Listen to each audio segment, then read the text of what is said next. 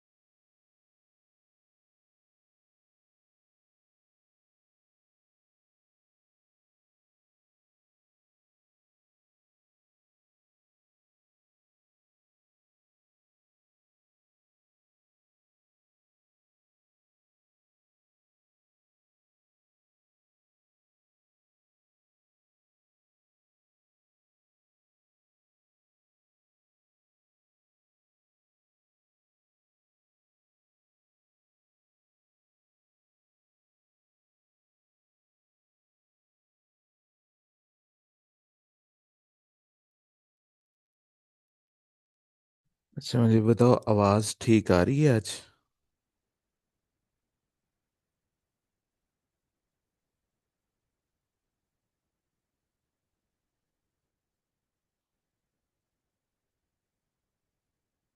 अच्छा जी।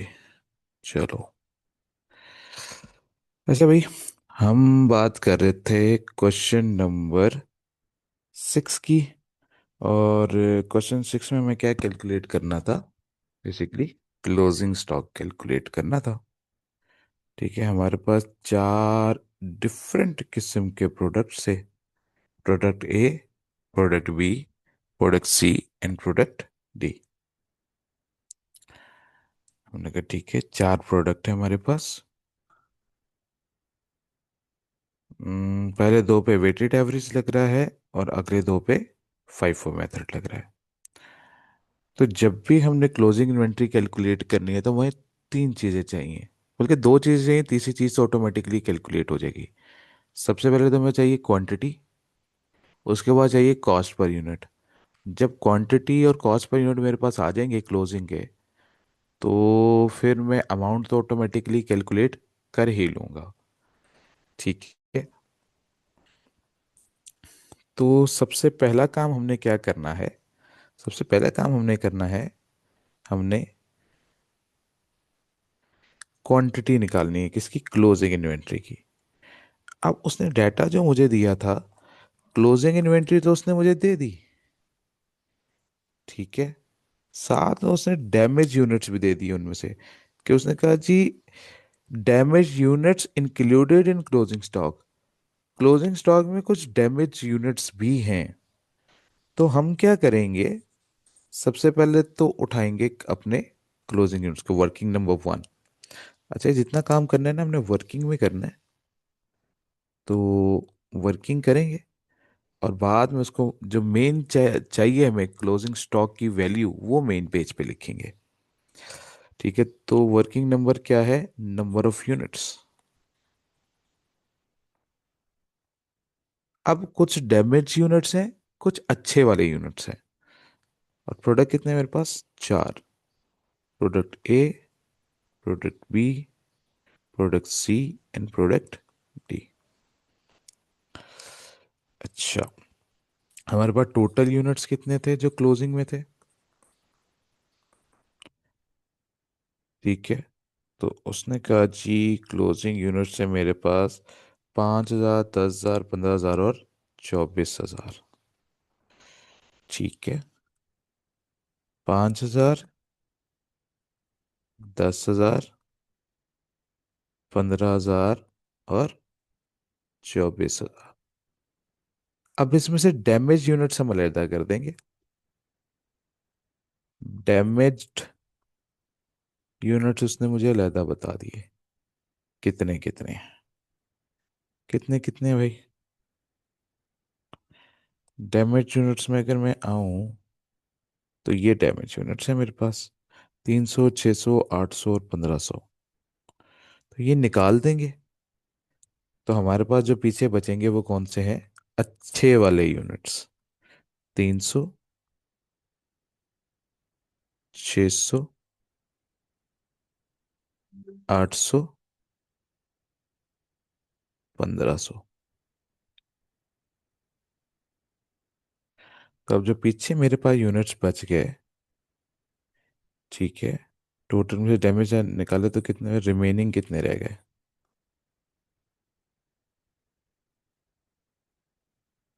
तो remaining units मेरे पास कितने हैं, 4700।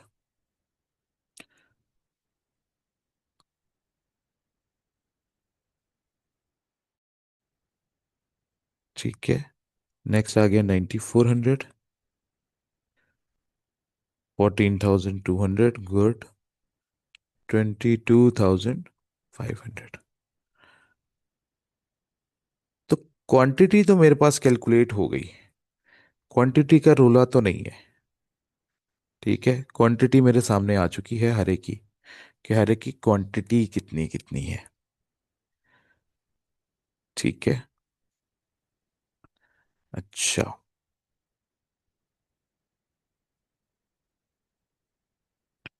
अब वर्किंग नंबर 2 पे आते हैं, कॉस्ट पर यूनिट कैलकुलेट करने में। एक कॉस्ट पर यूनिट कितनी है,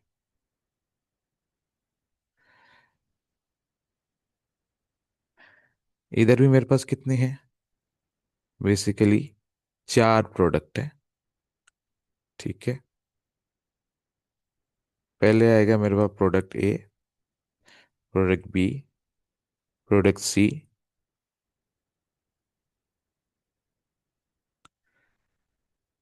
एंड प्रोडक्ट डी। अच्छा, अब मेरे पास जो प्रोडक्ट ए और बी है उस पे मेथड कौन सा लगना है, उस पे मेथड लग रहा है वेटेड एवरेज, और सी और डी पे लग रहा है फाइफो। तो वेटेड एवरेज का तरीकेकार क्या था। अब वेटेड एवरेज में हम क्या करते थे, हर परचेज पर हम एक नया रेट कैलकुलेट किया करते थे। लेकिन यहाँ पे बार बार परचेज नहीं है, यहाँ पे सिर्फ दो ही चीजें गिवन है, हमारा ओपनिंग स्टॉक क्या था और हमारी प्रोडक्शन यूनिट्स कितनी है। कहानी खत्म, दो कहानी है। तो बस अब यही दो कॉस्ट हैं, तो इन दोनों की कॉस्ट को मिला लेंगे और इन दोनों के यूनिट्स को भी ऐड कर लेंगे। अ, तो हमने क्या करना है, दोनों की कॉस्ट ऐड करके उनको दोनों की यूनिट्स ऐड करके आपस में डिवाइड कर देना है। तो total cost divide by total number of units कर देंगे तो एवरेज कॉस्ट आ जाएगी मेरे पास। लेकिन अब सवाल ये है, यूनिट्स तो मेरे पास सीधे सीधे हैं, ओपनिंग 10,000, 15,000 और 25,000, ये प्रॉब्लम नहीं है। ओपनिंग यूनिट्स की कॉस्ट और एनआरवी अलग अलग दे रखी है। तो हमने इन्वेंट्री के स्टैंडर्ड्स में ये बात पढ़ी थी कि हमने इसको रिकॉर्ड किस पे करना होता है, लोअर ऑफ कॉस्ट या एनआरवी पे। तो इन दोनों से फिर हमें चूज करना पड़ेगा, 75 और 70 में से 70 चूज होगा, एक 20 और एक 10 में से एक 10 चूज हो जाएगा। ये दोनों बराबर हैं तो कोई फर्क नहीं पड़ता, जिसको मर्जी चूज कर लो। तीन 10 और तीन में तीन को चूज कर लेंगे, तो हमें पता लग जाएगा कि भाई लोअर ऑफ कॉस्ट एनआरवी पे हमें कौन सी कॉस्ट उठानी है। तो ओपनिंग यूनिट्स का खर्चा मेरे पास आ गया, और करंट प्रोडक्शन जो मैंने की है यूनिट्स की, उसका खर्चा क्या है, एक का 4 लाख, इसका 6 लाख, इसका 8,25,000, इसका है 12 लाख। ठीक है, अभी सर हम ए और बी का निकालेंगे, क्योंकि वेटेड एवरेज मेथड सिर्फ किस पे है, ए और बी पे है। तो ए और बी के लिए मुझे क्या करना पड़ेगा, ओपनिंग स्टॉक था 70, ओपनिंग कॉस्ट थी 70,000, और जो करंट कॉस्ट लगी है वो 4 लाख लगी है। तो ठीक है, दोनों को ऐड कर दें। हमने क्या जी, 70,000 प्लस 4 लाख। ठीक है। और पहले से कितने यूनिट्स थे मेरे पास? 10,000 थे। और नए यूनिट्स मैंने कितने बनाए? नए यूनिट्स मैंने बनाए हैं 50,000। तो बताओ कॉस्ट पर यूनिट क्या आ गई?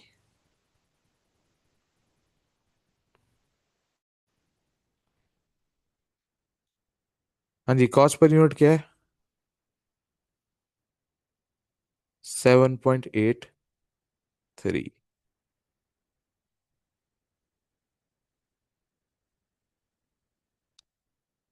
अच्छा, इसी तरह बी पे आ जाए। बी के भी वेटेड एवरेज है, तो बी की भी ओपनिंग कॉस्ट है 1,10। और ओपनिंग यूनिट्स जो हैं वो है 6 lakh. Sorry, opening cost, production cost है 6 लाख। तो 1,10 में क्या करेंगे? 1,10,000 plus 6 lakh divide by opening units कितने थे मेरे पास? ओपनिंग यूनिट्स थे मेरे पास 15,000। और जो करंट प्रोडक्शन की थी वो 60,000 यूनिट्स की थी। ठीक है।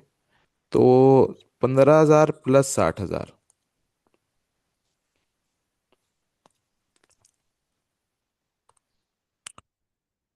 15,000 प्लस 60,000। तो मुझे बताएं इसकी कॉस्ट पर यूनिट क्या आ रही है?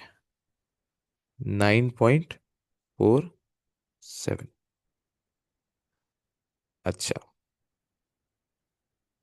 अब आते हैं किस मेथड के ऊपर? फाइफो मेथड के ऊपर। फाइफो मेथड का रूल क्या था? फाइफो मेथड का रूल ये था कि जो यूनिट्स पहले आएंगे वो पहले बिक जाएंगे। तो जो आखिर में बचेंगे वो कौन से होंगे? जो मैंने आखिर में प्रोड्यूस किए होंगे। क्योंकि शुरू वाले तो शुरू में बिक गए होंगे। तो मेरे पास तो यहाँ पे दो ही चीजें हैं। ठीक है। दो चीजें क्या क्या हैं? एक ओपनिंग यूनिट्स है और एक करंट प्रोडक्शन है। उसके अलावा कुछ है? नहीं। तो मैंने शुरू में कितने थे मेरे पास? हमने कहा जी, शुरू में मेरे पास थे सी के अंदर 20,000 यूनिट्स, ये वाले। और मैंने करंट प्रोडक्शन कितने की है? 75,000 की। ऐसे ही है। तो फाइफो मेथड के अंदर आखिर में बचे कितने थे? सिर्फ 15,000 यूनिट्स बचे थे मेरे पास। तो जब 15,000 यूनिट्स बचे थे तो बाकी सारे तो बिक गए होंगे। तो ये जो 15,000 मेरे पास यूनिट्स बचे हैं, ये किन में से बचे होंगे? ये आखिर में जो बने थे उनमें से बचे होंगे। क्योंकि शुरू वाले तो बिक गए होंगे। ये वाली लॉट तो मेरे पास होगी ही नहीं। ठीक है ना? तो जब ये वाली ऊपर वाली लॉट मेरे पास है ही नहीं, तो इन 75,000 में से 15,000 बचे होंगे, क्योंकि बाकी सारे तो मेरे बिक गए। तो मैंने तो ये देखना है कि ये जो 75,000 बने हैं, इनकी कॉस्ट पर यूनिट क्या है, क्योंकि मुझे तो इसका रेट उठाना है। क्योंकि आखिर में जो चीज बचती है वो लेटेस्ट रेट वाली बचती है। ऊपर जो हमने एग्जांपल्स की थी उसमें भी ऐसा ही हो रहा था। किधर की फाइफो वाली एग्जांपल?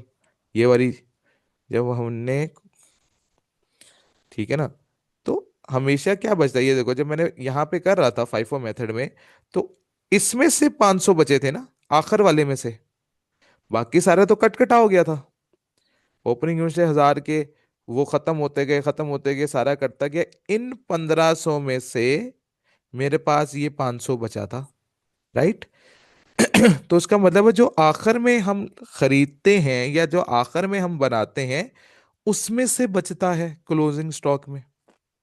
एग्रीड? तो इसका मतलब है जो मैंने आखिर में 75,000 यूनिट्स बनाए थे, उनमें से 15,000 बच गए मेरे पास। ठीक है। तो जब उनमें से 15,000 बच गए, तो मुझे बताओ उनकी कॉस्ट पर यूनिट क्या थी? मुझे तो वो चाहिए सिर्फ। तो मेरे लिए तो कॉस्ट पर यूनिट वो होगी जो उन 75,000 की होगी। तो वो 75,000 थे, उनके ऊपर खर्चा कितना हुआ था? 8,25,000 का। ठीक है। तो हमने कहा 8,25,000 डिवाइडेड बाय 75,000, तो मेरे पास कॉस्ट पर यूनिट निकल आएगी, जो कि कितनी बन रही है? 11 पर यूनिट। ओके होगी बात?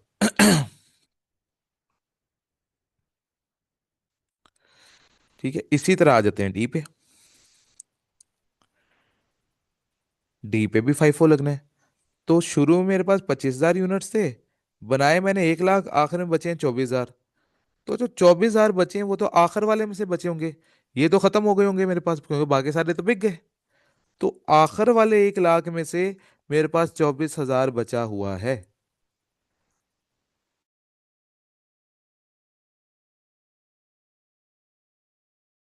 तो फिर मुझे इस 1 लाख की कॉस्ट लिख, तो हम क्या करेंगे?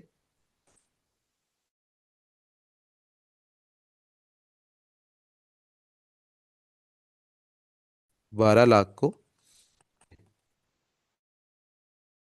तो कॉस्ट पर यूनिट कितनी आ जाएगी मेरे पास?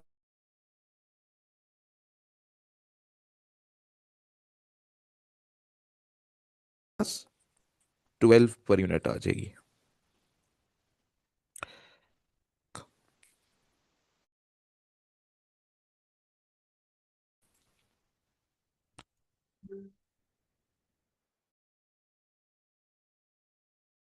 आनंद भाई का क्यों?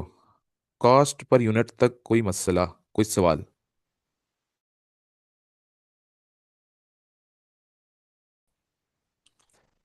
अब खाली मैंने कॉस्ट उठानी होती है? नहीं, मुझे तो कॉस्ट और एनआरवी दोनों को आपस में क्या करना है, पहले कंपेयर करना है, और फिर उसमें से लोअर ऑफ का रेट लेना है। तो रेट लेने के लिए मुझे भी एनआरवी की भी अब मुझे ऐसी बात है, मुझे कॉस्ट को किसके साथ कंपेयर करना है? एनआरवी के साथ कंपेयर करना है।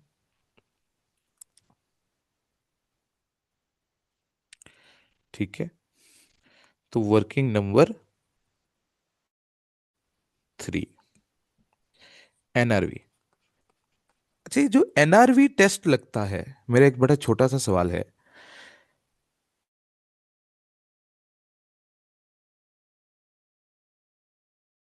क्या एनआरवी टेस्ट सिर्फ अच्छे वाले यूनिट्स पे भी लगा सकते हैं? बड़ा मासूमाना सा सवाल है मेरा, कि ये जो एनआरवी टेस्ट लगता है, ये किन के ऊपर लगता है? डैमेज प्रोडक्ट के ऊपर लगता है, या अच्छे वाले प्रोडक्ट पे भी लग सकता है?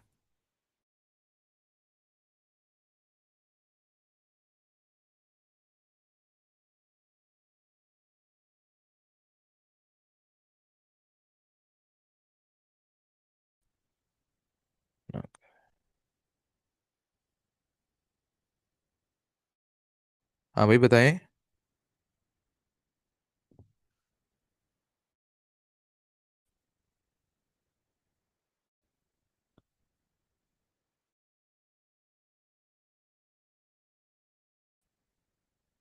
खामोश से हो गए हो? हेलो? अच्छा, मेरे ख्याल से मेरा नेट थोड़ा सा स्लो गया है।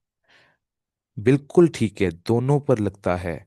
चाहे आपका डैमेज प्रोडक्ट है, चाहे आपका अच्छा वाला प्रोडक्ट है, मैटर नहीं करता। आपने एनआरवी टेस्ट दोनों पर लगाना है। ठीक है, लेकिन दोनों में एक फर्क आएगा। जो दोनों की एनआरवी वैल्यूज हैं, वो अलग अलग कैलकुलेट होंगी। ठीक है, क्योंकि जो डैमेज प्रोडक्ट होगा उस पे रिकवरी कॉस्ट भी खर्च होगी। ठीक है, क्योंकि डैमेज प्रोडक्ट को मुझे ठीक करने में भी खर्चा आएगा, तो उसकी जो सेलिंग कॉस्ट है वो थोड़ी सी ज़्यादा होगी, और अच्छे वाले यूनिट्स की सेलिंग कॉस्ट थोड़ी कम हो सकती है। ठीक है। बेटा क्वेश्चन नंबर 6 कर रहे हैं, और उसकी अभी तक मैंने सिर्फ दो ही वर्किंग करवाई हैं। एक मैंने नंबर ऑफ यूनिट्स की, कि डैमेज यूनिट्स कितने हैं, और जो हैं अच्छे वाले यूनिट्स कितने हैं। इसको रिमेनिंग के इसको गुड यूनिट लिख दो, ये ज़्यादा बेहतर है। ठीक है, और कॉस्ट पर यूनिट हर एक की कैलकुलेट कराई है अभी तक, इससे ज़्यादा अभी तक मैंने कुछ भी कैलकुलेट नहीं कराया। तो डैमेज यूनिट्स और गुड यूनिट्स कैलकुलेट की है और कॉस्ट पर यूनिट कैलकुलेट की है। एक में वेटेड, दो में वेटेड एवरेज है और दो में फाइफो से, बस। ठीक है। अच्छा।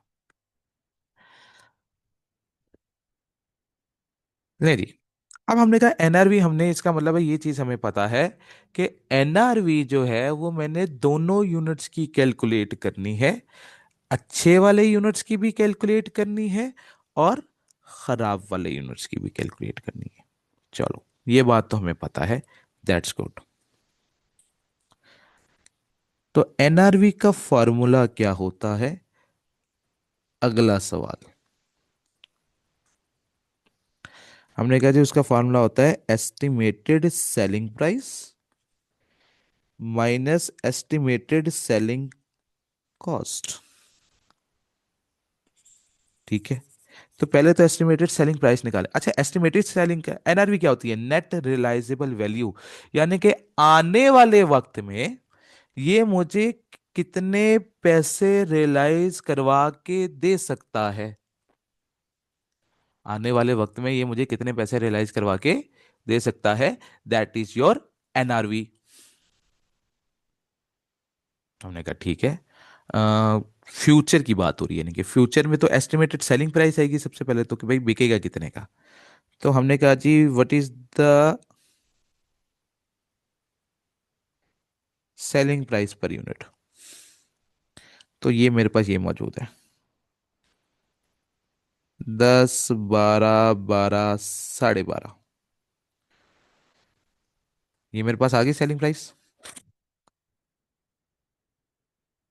हाँ, कितने दे सकते, रियलाइज का मतलब है ना कितने रियलाइज करवा के दे सकता है। ठीक है। मतलब ओवरऑल मुझे क्या फायदा होगा इससे, इकोनॉमिक बेनिफिट क्या होगा। ठीक है। मेरे लिए क्या है इसके अंदर, क्योंकि देखो कुछ पैसे आएंगे, लाइक फॉर एग्जांपल मैं 10 रुपए का बेच रहा हूँ, तो हो सकता है मुझे कुछ पैसे अभी खर्च और करने पड़े फ्यूचर में। जो पास्ट में खर्च हो गए उसके बारे में हम बात नहीं करें। एनआरवी बात करता है सिर्फ फ्यूचर की। जिस डेट पे खड़े होके ये कैलकुलेशन कर रहे हो, उस डेट पे ये आगे कितने का बिकेगा और आगे इसके ऊपर और कितना खर्चा होना बाकी है। That is the estimated selling cost. Estimate का मतलब है फ्यूचर। एस्टिमेट तो फ्यूचर को करते हैं ना, पास्ट को तो नहीं करते। पास्ट तो हो चुका। तो जब भी एस्टिमेटेड का वर्ड आ गया दैट मीन्स हम फ्यूचर की बात कर रहे हैं। तो आने वाले वक्त पे इस पे कितना पैसा खर्च होगा और आने वाले वक्त में ये मुझे कितना पैसा जनरेट करके देगा, दोनों को आपस में नेट ऑफ कर देंगे। फॉर एग्जाम्पल 10 रुपए मुझे मिलने हैं इसको बेचकर, और अभी मैंने फर्दर इसके ऊपर 3 रुपए खर्च करने हैं, तो मुझे रियलाइज कितने होंगे पैसे? मुझे सिर्फ 7 रुपए होंगे। मुझे 7 रुपए का फायदा, इकोनॉमिक बेनिफिट मुझे कितने का है? 7 रुपए का। क्योंकि जो इन्वेंट्री होती है वो आपका एसेट होता है, और एसेट की डेफिनेशन क्या है? Future economic benefit. तो फ्यूचर में मुझे कितना इकोनॉमिक बेनिफिट देगा ये आपको देखना पड़ेगा। और हमने रूल रखा हुआ है कि एसेट को मैं कभी भी ओवर स्टेट नहीं करता। प्रूडेंस कॉन्सेप्ट ने कहा था। तो ये जो एनआरवी टेस्ट लगाते हैं ये प्रूडेंस कॉन्सेप्ट की वजह से लगाते हैं, कि हम एसेट को ओवर स्टेट ना करते हैं। ठीक है। खर्चा ज्यादा हुआ हुआ हो और मुझे ये फायदा कम दे, तो फ्यूचर इकोनॉमिक बेनिफिट तो कम है इससे फिर। तो फिर मैं उसको एनआरवी पे ले आता हूं। ठीक हो गई बात।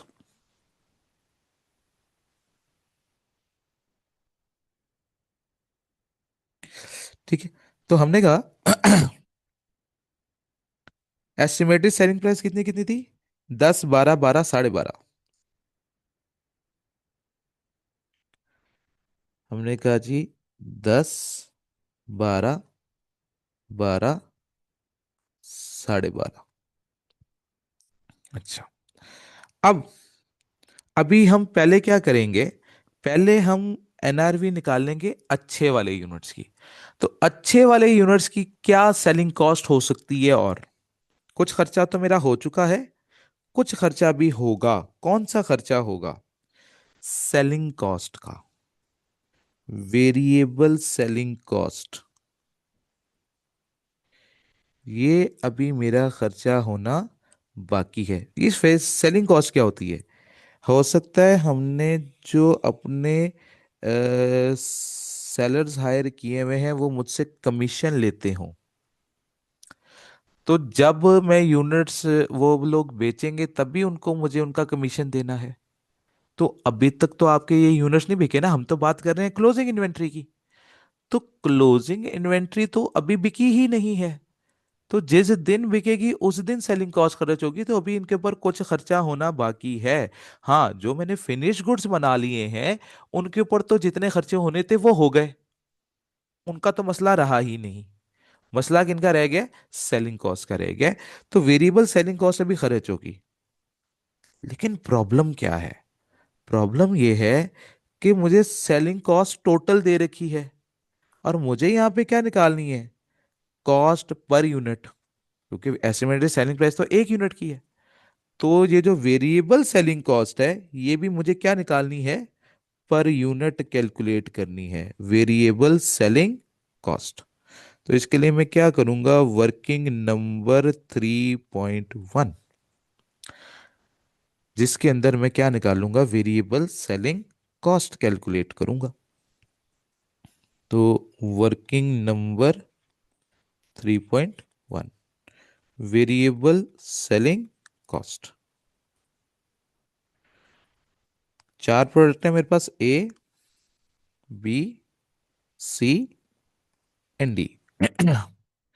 और कितना कितना खर्चा बताया वैसने? 60,000, 80,000, 90,000 और 1 लाख।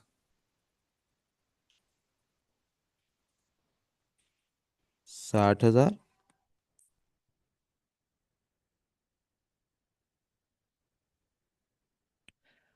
80,000,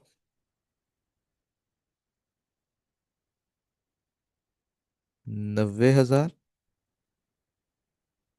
और 1 लाख। ठीक है, ये मेरे पास वेरिएबल सेलिंग कॉस्ट जो है वो मौजूद है। ठीक है।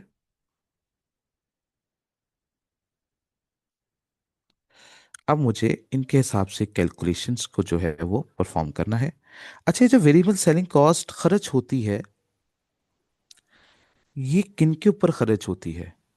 सेलिंग कॉस्ट का मतलब क्या है? कि जितने नंबर ऑफ यूनिट्स मैंने बनाए उनके ऊपर ये खर्चा होगा, या मैंने जितने नंबर ऑफ यूनिट्स बेचे उनके ऊपर खर्चा होगा?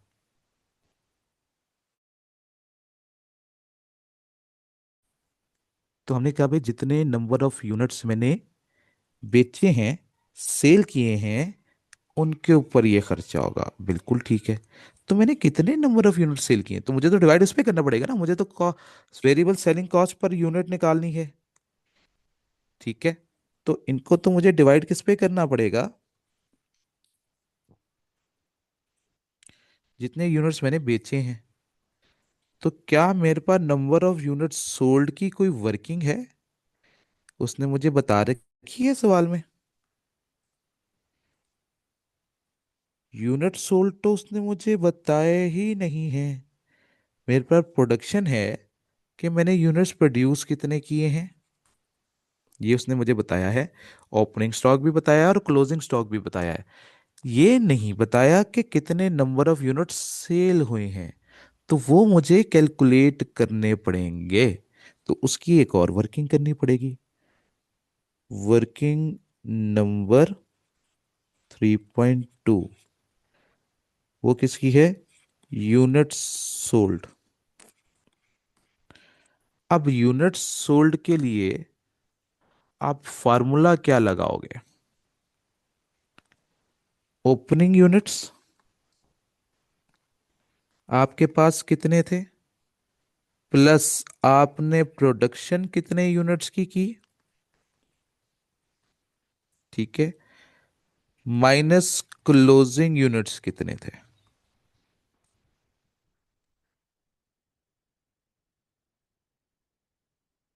ठीक है।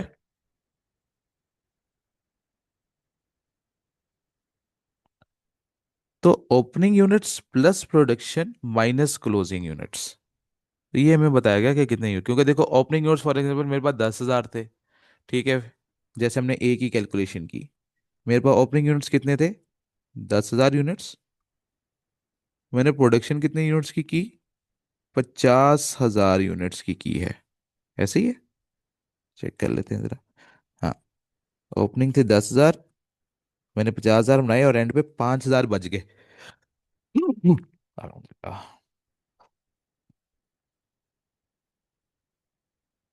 हाँ, तो 10,000 प्लस 50,000, 60,000 हो गए और एंड पे मेरे पास बचे कितने? 5,000। इसका मतलब बाकी सारे तो बिक गए। तो कितने नंबर ऑफ यूनिट्स मेरे पास सेल हो गए? 55,000 यूनिट्स जो हैं वो मेरे सेल हो जाएंगे। ठीक है। इसी तरह बी की कैलकुलेशन करते हैं। बी के ओपनिंग यूनिट्स कितने थे मेरे पास? 15,000। प्रोडक्शन कितने यूनिट्स की? 60,000 की। एंड पे बच कितने गए? 10,000 यूनिट्स बच गए। तो कितने यूनिट्स सोल्ड हुए? 65,000 यूनिट्स। ठीक है।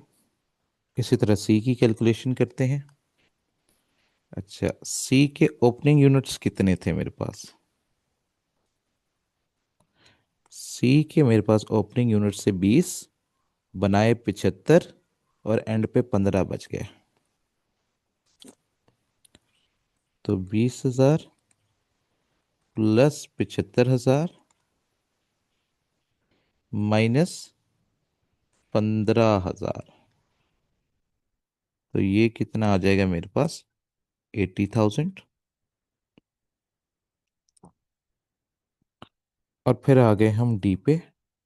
डी के ओपनिंग यूनिट से मेरे पास 25,000, बनाए कितने मैंने? 1 लाख। आखिर में बच कितने गए? आखिर में बच गए 24,000। ये 24,000 आ गया। ये 25,000 मैंने बनाया था। ठीक है। अच्छा, तो कितने नंबर ऑफ यूनिट सेल हो गए? 1,01,000 यूनिट्स जो हैं मेरे पास वो सेल हो गए। ऐसे ही है। ठीक है। अच्छा।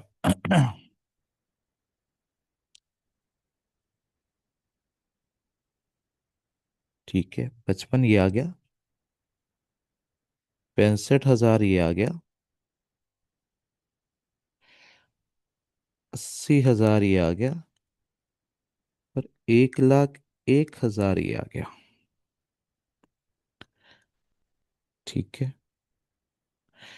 अब एक और कहानी है। वो क्या है? अब एक और कहानी सुनाता हूं इसके अंदर।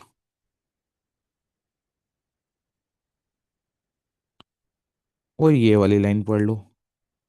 कहता द कंपनी,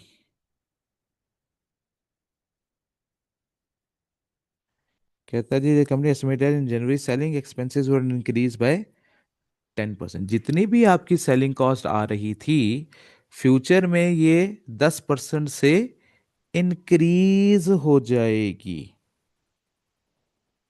10% से क्या हो जाएगी? इंक्रीज, यानी कि ये पुरानी वाली है। तो अब मुझे इसके अंदर क्या करना पड़ेगा? 10% का इजाफा करना पड़ेगा। तो इसको हम किससे मल्टीप्लाई कर देंगे? 1.1 से मल्टीप्लाई कर देंगे, हर एक को अलग अलग। पहले करेंगे 60 डिवाइड बाय 55 मल्टीप्लाई बाय 1.1, फिर 80 डिवाइड बाय 65 मल्टीप्लाई बाय 1.1, फिर 90 डिवाइड बाय 80 इंटू 1.1, और फिर 1 lakh divide by 1,01,000 multiply by 1.1। तो मुझे आप हर एक की वेरिएबल सेलिंग कॉस्ट बता दें, कितनी कितनी आ रही है। करें जरा पहली वाली कैलकुलेशन। पहली वाली आ रही है 1.2। Okay. Next, 80 divide by 65 multiply by 1.1। अच्छा, 3 जीरो कॉमन ले लिया करो। ठीक है, 3 जीरो यहाँ पे कॉमन ले सकते थे तुम, 3 जीरो 3 जीरो से काट के तो अपनी वर्किंग, अपनी ज़िंदगी आसान किया करो। इसमें तो 4 जीरो भी ले सकते थे। क्योंकि दोनों के अंदर चार चार जीरो हैं। तो 9 डिवाइड बाय 8 मल्टीप्लाई बाय 1.1 भी कर सकते हो, या 90 डिवाइड बाय 80 मल्टीप्लाई बाय 1.1 भी कर सकते हो।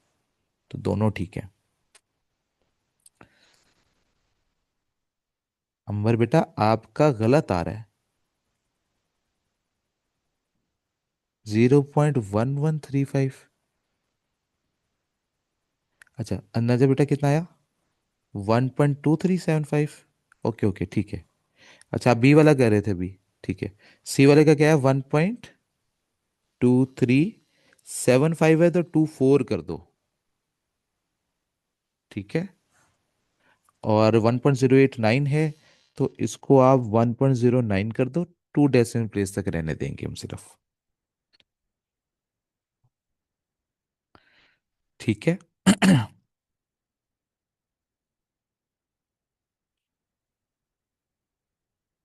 यहाँ तक ओके हो गया? कहाँ है यहाँ तक? वेरिएबल सेलिंग कॉस्ट में कोई मसला?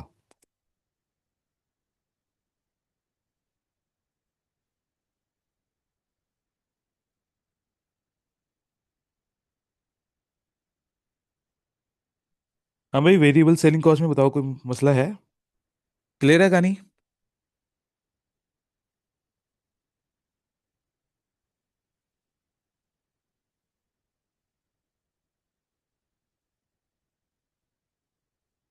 चलो, वेरिएबल सेलिंग कॉस्ट माइनस करते हैं फिर। यहाँ पे आ गया 1.2। यहाँ पे आ जाएगा 1.35। यहाँ पे आ जाएगा 1.24। और यहाँ पे आ जाएगा 1.09।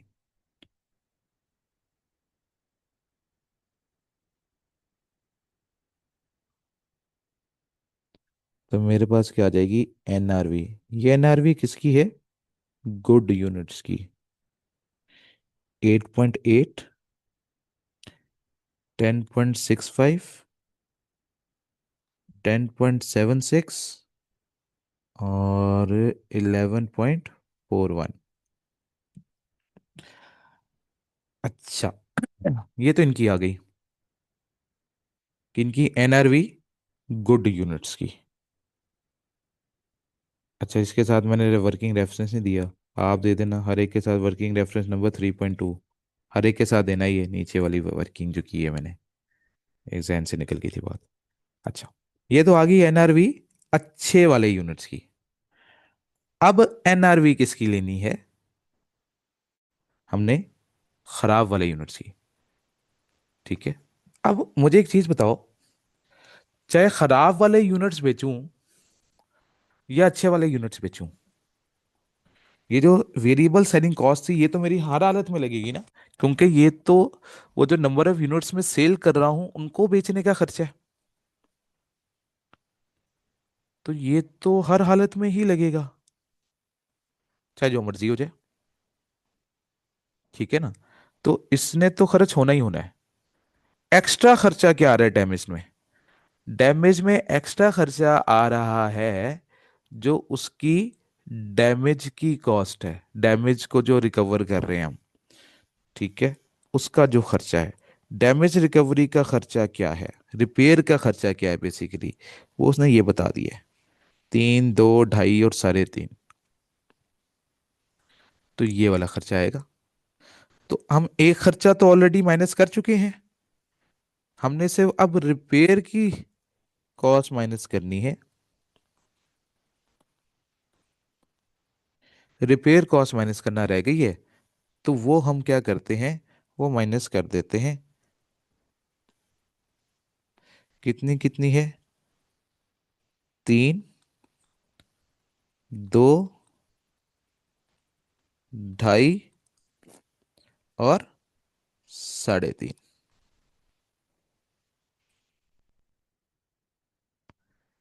तो ये भी माइनस कर देंगे तो फिर एनआरवी कौन से यूनिट्स की आ जाएगी? डैमेज वालों की। तो 8.8 में से 3 माइनस किया तो 5.8। इसमें से माइनस किया तो 8.65। इसमें से माइनस किया तो 8.26 आई थिंक। और इसमें से माइनस किया तो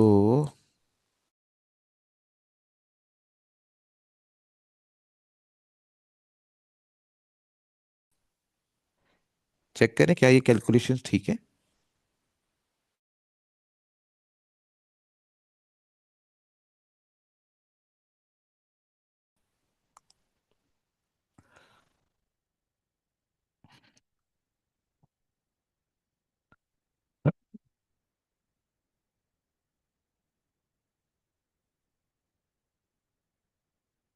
ये 8.9 किसका आ गया बेटा?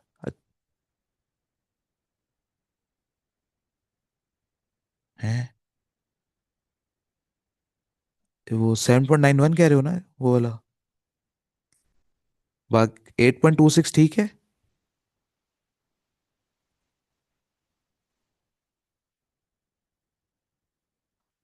अच्छा ठीक है, सही है। यानी कि इसका मतलब सारी कैलकुलेशन ठीक है ना, कोई गलती तो नहीं है ना? क्योंकि मैं तो जुबानी लिख देता हूँ तो जुबानी में गलती हो जाती है अक्सर। इसलिए आप लोग ना रीचेक करते रहा करो। ठीक है, सही है। बेटा डैमेज यूनिट्स के ऊपर देखो, हम तो क्या कर रहे हैं, एनआरवी कैलकुलेट कर रहे हैं ना। तो एनआरवी का फॉर्मूला क्या था? Estimated selling price. तो एस्टिमेटेड सेलिंग प्राइस तो अभी भी वही है। क्या उसने ये कहा कि डैमेज यूनिट्स किसी अलग प्राइस पे बिकेंगे? ऐसा कुछ नहीं कहा उसने। उसी प्राइस पे बिक रहे हैं जिस पे, बस उसको दोबारा रिपेयर करने में खर्चा हो रहा है एक्स्ट्रा। उसकी सेलिंग कॉस्ट भी सेम है। क्या उसने ये कहा कि जो डैमेज प्रोडक्ट है उनकी सेलिंग कॉस्ट कुछ और होगी वेरिएबल वाली? नहीं। तो वो जो वेरिएबल सेलिंग कॉस्ट थी वो तो फिर उस पे भी खर्च होनी थी। यानी कि उसका जो बेचने का खर्चा था वो तो उस पे भी लगना था। यानी कि ये वाला खर्चा भी वैसा ही है और ये वाला भी खर्चा वैसा ही है। बस डैमेज प्रोडक्ट पे जो एक्स्ट्रा खर्चा हो रहा है वो रिपेयरिंग है। जैसी बात है, डैमेज प्रोडक्ट को रिपेयर करूंगा तो फिर वो बिकेगा ना। तो मैंने रिपेयरिंग कॉस्ट भी मैनेज कर दी। क्लियर होगी बात? तो ये वाली कैलकुलेशन यहां तक जो की थी वो एनआरवी अच्छे वाले यूनिट्स की है, और ये वाली एनआरवी गंदे वाले यूनिट्स की है। ठीक है। अब मुझे इसको क्या करना है? कंपेयर करना है। किसके साथ? कॉस्ट के साथ। ठीक है। पहले तो अच्छे वाले यूनिट्स को करते हैं कंपेयर। अच्छे वाले यूनिट्स की सिर्फ बात करें अभी हम, खराब वाले यूनिट्स की बात नहीं करें। अच्छे वाले यूनिट्स में बताओ, कॉस्ट उस प्रोडक्ट ए की है 7.83 और एनआरवी है 8.8। किसको चूज करोगे? लोअर ऑफ को। तो लोअर ऑफ क्या चूज होगा? 7.83 चूज हो जाएगा।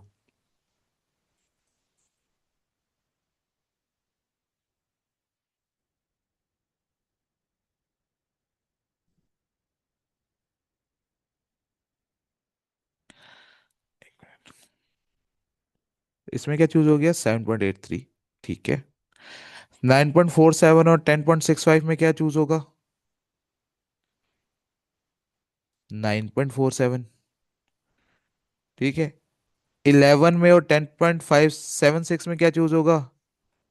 10.76 चूज हो जाएगा।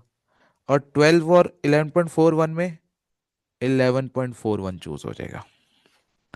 ठीक है। लेकिन ये भी सिर्फ किसकी बात हो रही है? गुड यूनिट्स की। गुड यूनिट्स मेरे पास थे कितने? वो ये कैलकुलेट किए मैंने।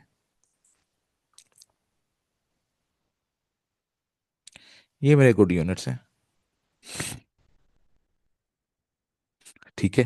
तो अभी गुड यूनिट्स की क्लोजिंग इन्वेंट्री निकालते हैं। अब आते हैं मेन पेज पे जो मैंने काम करना था। क्वेश्चन नंबर कौन सा था ये?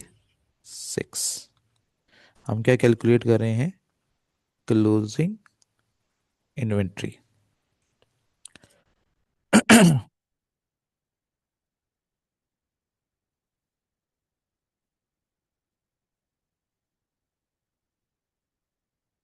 प्रोडक्ट ए है, प्रोडक्ट बी है, प्रोडक्ट सी है और प्रोडक्ट डी है। जी, प्रोडक्ट ए। पहले तो प्रोडक्ट ए के ऊपर आते हैं। प्रोडक्ट ए की मेरे पास गुड यूनिट्स कितने थे? 4700। और उसके लिए मैंने वैल्यूएशन कौन सी चूज की है? कॉस्ट चूज की है 7.83। तो इसको मैं किससे मल्टीप्लाई कर दूंगा? 7.83 7.83 से मल्टीप्लाई कर दूंगा। फिर दूसरे मेरे पास कितने थे यूनिट्स, दूसरे यूनिट्स पे आओ। 9400, 9400, 14,200 और 22,500।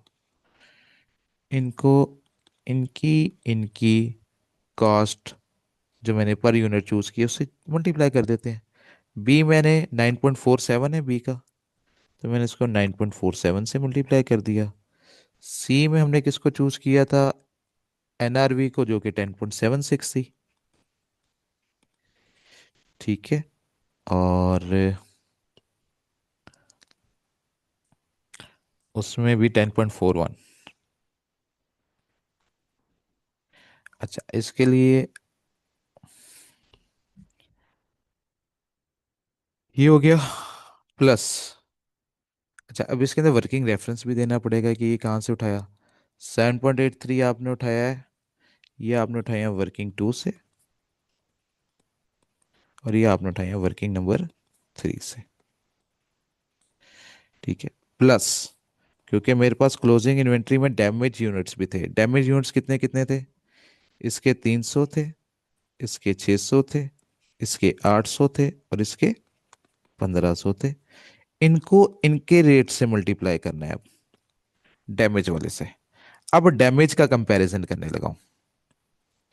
ठीक है। अब हम किसका कंपैरिजन करेंगे, डैमेज वालों का। तो अब जब जब मैं डैमेज वालों का कंपैरिजन करने जाऊंगा, तो डैमेज वाले का कंपैरिजन क्या होगा। अच्छा जी, ए का था 7.83 और डैमेज वालों का था 5.8, तो क्या चूज होगा, 5.8 चूज होगा। ठीक है।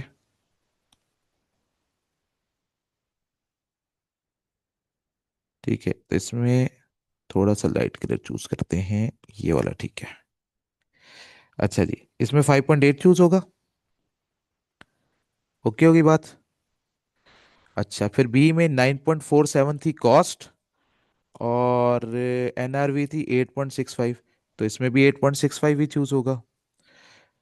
फिर सी में थी कॉस्ट 11 और एनआरवी थी 8.26, तो 8.26 चूज होगा।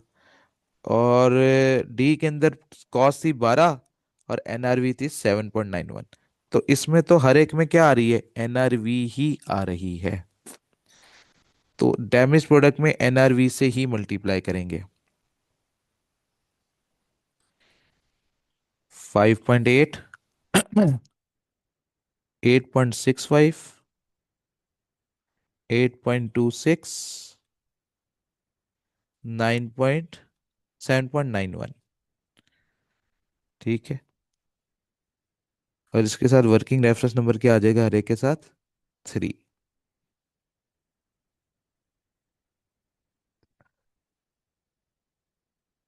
हाँ जी। यहां तक मुझे बताएं किसी किस्म का कोई मसला।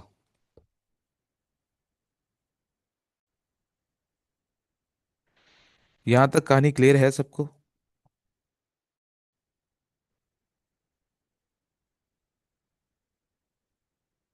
ठीक है, तो मुझे ज़रा ये हर एक का टोटल कर दें, कितना कितना आ रहा है, ए का, बी का, सी का, डी का। 38,541। Okay, next.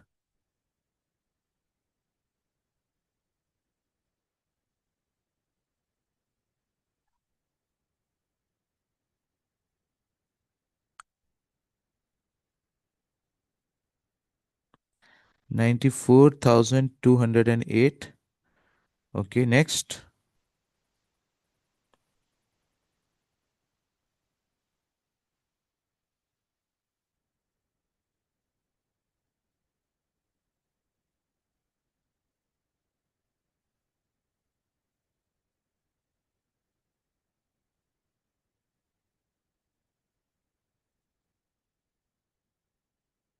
159,400।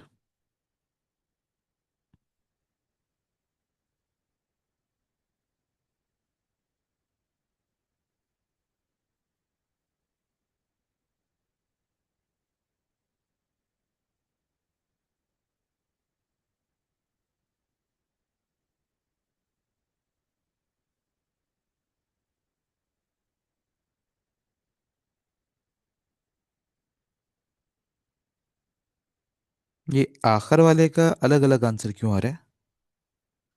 नजय भाई, मुझे लगता है आपको शायद दोबारा कैलकुलेट करना पड़ेगा। I think so. फिर भी रीचेक कर लें।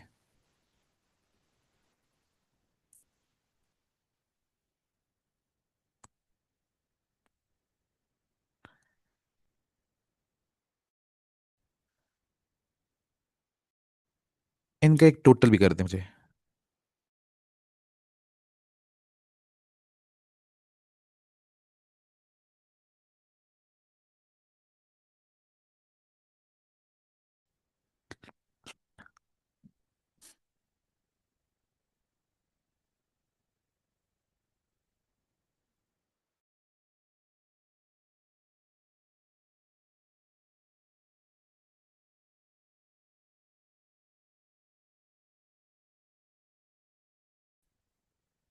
चारों का।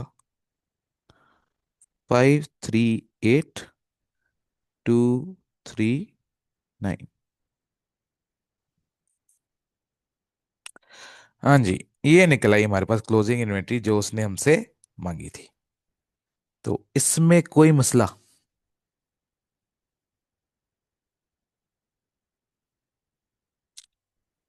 कहानी क्लियर है?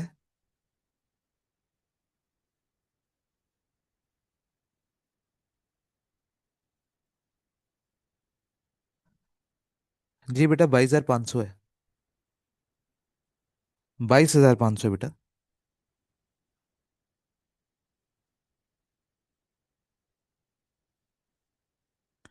हाँ जी भाई। यहाँ तक कहानी क्लियर है सबको? ओके हो गई। ये क्लोजिंग इन्वेंटरी थी जो उसने।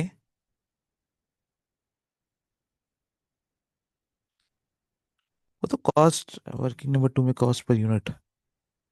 अच्छा नहीं, वो जो थी वो तो सिंपल थी ना कहानी, कि दो में वेटेड एवरेज लग रहा था और दो में जो है आपका फाइफो लग रहा था। तो वेटेड एवरेज में हम क्या करते थे, और जो पहले की कॉस्ट होती थी और जो करंट कॉस्ट होती दोनों को ऐड करते थे और यूनिट्स को भी दोनों को ऐड करते थे। तो कॉस्ट डिवाइड बाय यूनिट्स तो कॉस्ट पर यूनिट आ जाती है। फाइफो में हम क्या करते हैं, जो आखिर में चीज पर होती है वो बच जाती है ना मेरे पास, जो आखिर में चीज बनाई होती है। तो उसमें सिर्फ प्रोडक्शन यूनिट्स लिए मैंने। ठीक है, उसमें ओपनिंग यूनिट्स की कॉस्ट को ऐड नहीं किया, ना ओपनिंग की इन्वेंट्री को ऐड किया। क्यों? क्योंकि उसमें तो वो चीज़ बिक गई होगी। फाइफो में तो कौन सी चीज़ बची हुई होगी? आखिर वाली। तो वो जो आखिर वाली बची हुई थी मैंने उसकी कॉस्ट पर यूनिट निकाल ली। बस, ये काम किया है इसके अंदर। ठीक है। तो बेसिकली वो उसके मुताबिक की हुई है कॉस्ट कैलकुलेट। और कोई सवाल? तो ये आपका था पास पेपर क्वेश्चन था, जो आपका आया था 15 मार्क्स का। ठीक है। तो कुछ आइडिया हुआ कि क्वेश्चन किस तरह के आते हैं? तो ये हमारा क्वेश्चन था जो हमने क्या कर लिया है, मुकम्मल कर लिया है। ठीक है। बाकी फिर इंशाल्लाह भाई अगले लेक्चर में नया सवाल नए लेक्चर में करेंगे इंशाल्लाह। ठीक है। तो बाकी फिर अगले लेक्चर में मुलाकात होगी। अल्लाह हाफिज।